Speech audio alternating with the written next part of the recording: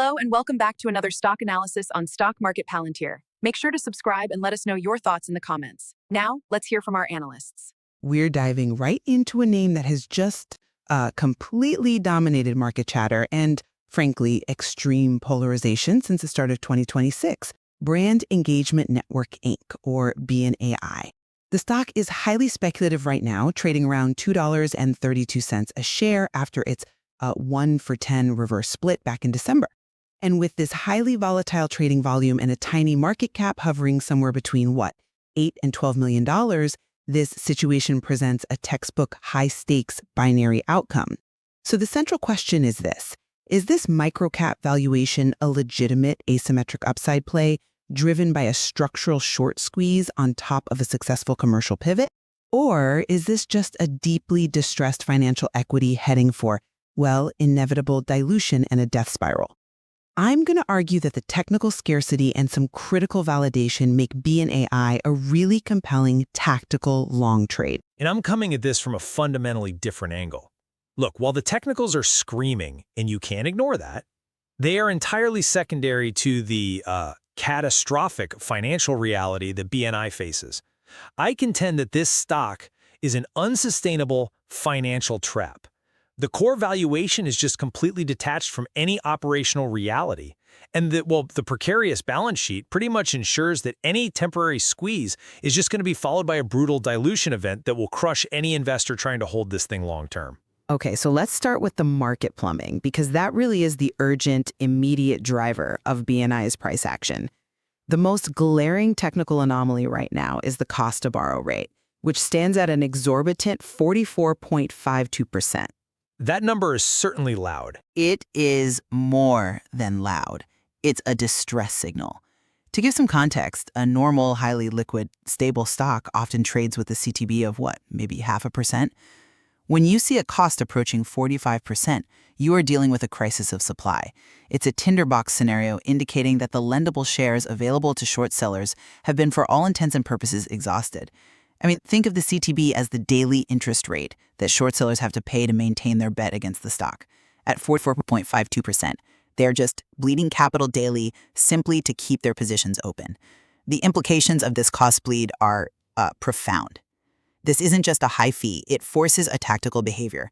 Short sellers might be forced to cover their positions, to buy the stock back just to stop that hemorrhaging of capital, regardless of whether their long-term fundamental thesis is still true. This whole setup is amplified by that 1-for-10 reverse split, which created an ultra-low float of about 5.35 million shares.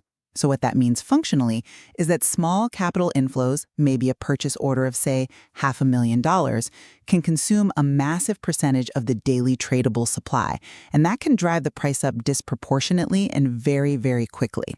And critically, this structural squeeze setup is now overlaid with some fundamental validation. BNI just secured a vendor services project agreement with a major agency for a top 10 global pharmaceutical company. This includes $250,000 in Q4 development revenue, and most importantly, critical monthly recurring license fees starting in the first quarter of 2026. That commercial validation is the pivot point needed to catalyze a massive upward re-rating, assuming the squeeze ignites. That's a strong outline of the tactical opportunity, I'll give you that. But I would frame the validation very differently. Technical setups are compelling until you hit the cold, hard reality of the balance sheet. BNAI's valuation is utterly divorced from its operational reality. Even with that new contract revenue, the company's current revenue base is microscopic when you measure it against its public company costs and its cash burn. We are looking at a trailing price to sales, a PS ratio, calculated far into the triple digits, exceeding 100 times. Let's just pause on that number. 100 times sales. Their closest peer, SoundHound AI, which is also a high-growth, speculative AI name, trades in the, 26 to 29 times sales range. Paying 100 times sales basically means you are buying a business where you either need its revenue to grow by 10 times overnight just to justify a fraction of the current valuation, or, you're waiting over a century for the company to earn back its valuation at current sales rates. We are paying an option price for a lottery ticket here, not buying a business with demonstrated predictable value. We are looking at a trailing price-to-sales (PS) ratio calculated far into the triple digits, exceeding 100 times. Let's just pause on that number. Furthermore, BNAI is fundamentally unprofitable, and it continues to burn cash aggressively just to fund its R&D and its SG&A expenses. The December reverse split, while it was necessary to maintain NASDAQ compliance, was merely a precursor to what I believe is an almost certain need to raise fresh capital in 2026. And when a company with this valuation needs cash, it issues new shares, resulting in massive dilution. I'd project 20 to 50% dilution for existing shareholders via a secondary offering or a PIPE deal. We are looking at a trailing price-to-sales (PS) ratio calculated far into the triple digits, exceeding 100 times. Let's just pause on that number.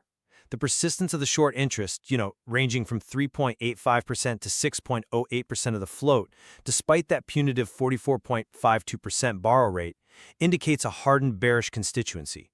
They are not betting on technical failures. They're betting on the inevitable math of the cash burn leading directly to that dilution event.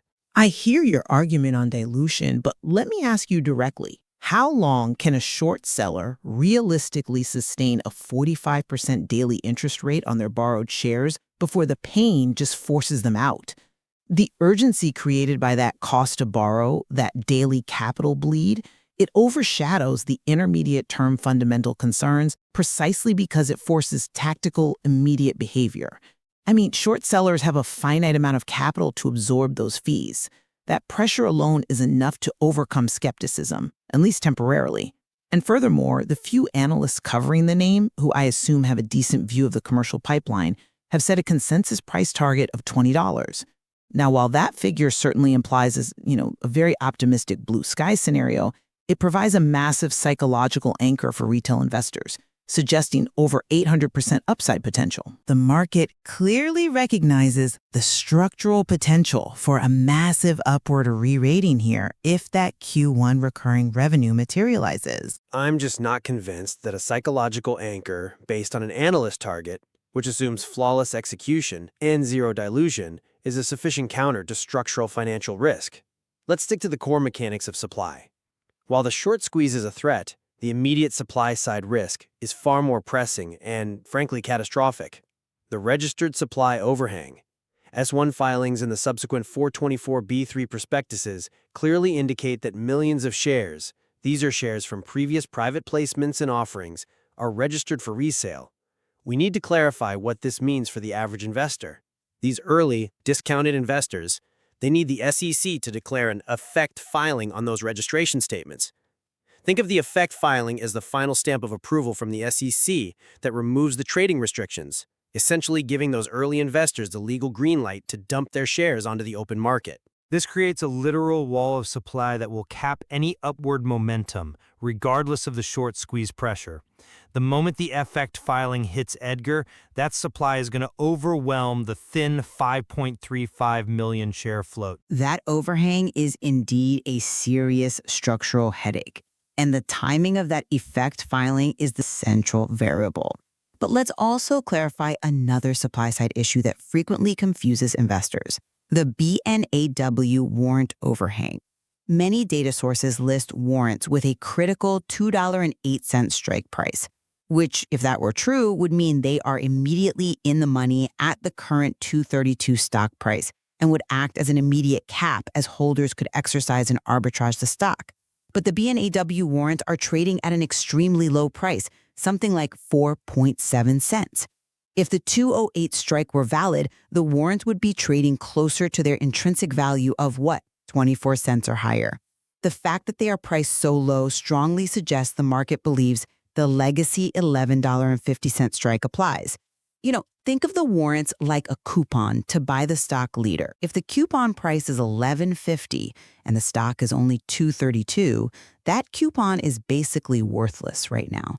That suggests the market views the warrants as a long-term risk only, not an immediate arbitrage tool that caps a squeeze. That buys the bulls some time. Okay, I see why you think the warrant issue is neutralized by the low price. but the sheer volume of registered shares available for resale remains the most immediate threat. It forces investors to monitor the SEC Edgar database daily, because the moment that non-warrant-related registered supply hits the market, the liquidity will be immediately destroyed, regardless of whether the squeeze is underway or not. The shorts can absorb a temporary squeeze if they know the dilution event or that supply wall is coming. Right. Let's pivot from the structural mechanics to the technology moat, which is crucial for any long-term thesis. My focus is on the business-safe AI moat. You correctly pointed out that the rate of innovation in the agentic AI sector is blistering. Hyperscalers like NVIDIA and Microsoft are constantly democratizing tools like audio-to-face and Azure AI Avatar. So how does BNAI defend its core proprietary platform against big tech offering similar functionality as a free feature update? Exactly. Why would a company pay BNA for something they can get effectively commoditized by the massive resources of a hyperscaler? Well, this is where the regulatory and operational context becomes their primary moat, and it's a higher barrier to entry than just technical superiority alone. This is exactly why they secured that pharma contract. Paul Chang's background, 18 years at IBM, including serving as the global industry leader for blockchain and IoT, that involved direct collaboration with stringent bodies like the FDA regarding supply chains and compliance. That deep regulatory fluency is a competitive advantage that, consumer-focused AI leaders simply lack. BNAI isn't selling a creative, chatty AI. They're selling deterministic outputs. Their architecture is designed specifically to prevent hallucination in environments where inventing a side effect for a drug or giving incorrect medical advice is a catastrophic multi-million-dollar liability. Their technology prioritizes this boring reliability and compliance, which is precisely what enterprise CIOs in heavily regulated industries like pharmaceuticals demand. The moat is regulatory confidence, not just code. Reliability is absolutely essential, but the execution risk here is tremendous because they lack diversification. The entire bullish case, the idea that this stock can justify an 800% upside, rests completely on the success of that single major pharma contract. The company's own filing states the deal is subject to performance and acceptance. So if that pilot fails, if the AI hallucinates under stress, if the integration proves too complex, or if the users just don't adopt the avatar interaction, the anticipated stream of recurring license fees just evaporates entirely. BNA has no diversified revenue stream to absorb that execution risk. They are completely reliant on the successful, sustained performance and acceptance of this one single, narrow use case. That makes the entire investment a highly leveraged bet on one client's successful pilot. But the recent leadership shift supports the likelihood of that execution succeeding rather than failing. Paul Chang's consolidation of power following the departure of the former CEO, Michael Zakarsky, back in August 2024, it signals a critical pivot from M&A and financial engineering towards operational execution and commercial growth. Chang is a seasoned operator from IBM who understands industrial use cases, implementation, and compliance. That operational focus is exactly what a cash-constrained microcap needs right now to validate its product market fit. This move by the board is a clear signal that they are prioritizing organic revenue growth over financial maneuvering. The pedigree is noted, and a strategic pivot is encouraging. But let's look at the behavior of the people closest to the fire. Insider sentiment is mixed and ultimately lacks genuine conviction. While Chang was promoted, we have to note the selling activity in December 2025 from the SVP of Engineering, Venkatar Ramana Pinlam.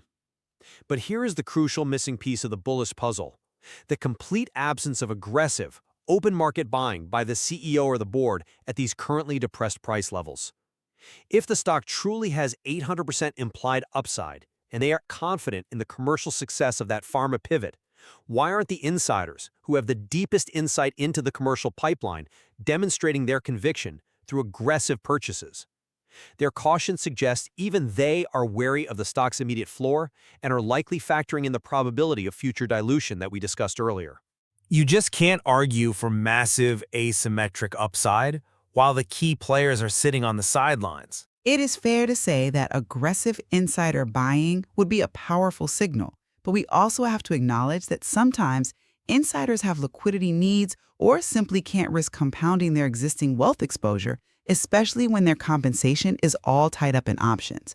We're focused on the structural mechanics that are forcing a near-term movement. And I am focused on the financial gravity that makes any such movement unsustainable. Okay, so to summarize my position, BNA is fundamentally a tactical opportunity, and it's driven by a structural technical pressure cooker. The 44.52% CTB creates an unsustainable cost burden for shorts, making a squeeze highly probable in the short term. And this technical setup is layered atop the initial success of commercial validation in a high-compliance, high-margin niche, which validates the long-term revenue potential. The risk, of course, is high, but the potential reward is profoundly asymmetric if the squeeze is ignited before dilution hits. This thesis really just boils down to believing that structural urgency can outweigh catastrophic financial fundamentals for a finite period of time. And to summarize mine, BNAI remains a fundamentally distressed asset trading at a highly speculative price-to-sales ratio exceeding 100 times. The overwhelming risk is capital destruction from inevitable share dilution, which could be 20, maybe 50%, and the immediate looming wall of supply from registered resale shares that will drop the moment the SEC declares an effect filing. Technical squeezes are volatile in fleeting events, but the requirement for new capital is a financial certainty, and that certainty dictates the ultimate direction of the stock price. Ultimately, BNI remains a high-conviction binary bet. It is only suitable for active, sophisticated investors who understand that discipline is paramount.